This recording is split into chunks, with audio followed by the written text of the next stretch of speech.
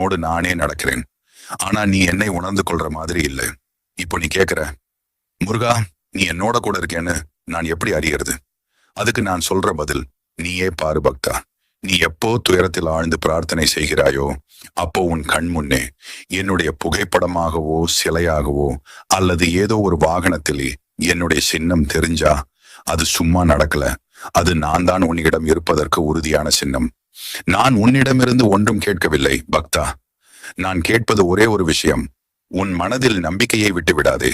ஓர் நாள் உன் வாழ்க்கை முழுவதையும் மாற்றும். இன்று கண்ணீர் விட்டாலும் நாளை உனக்கு வெற்றிதான். உன் கஷ்டங்கள் முடிவடையும் நாள் மிக அருகில்தான் உள்ளது.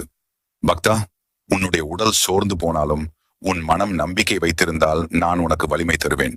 நீ வெற்றிக்காக ஓடும்போது பாதையில் தடைகள் வந்தாலும் அந்த தடைகள் தான் உன்னை உண்மையான வெற்றிக்கு தள்ளும் படிகள். நீ இப்போது கேட்கும் இந்த வார்த்தைகள் ஒரு சாதாரண வீடியோ அல்ல.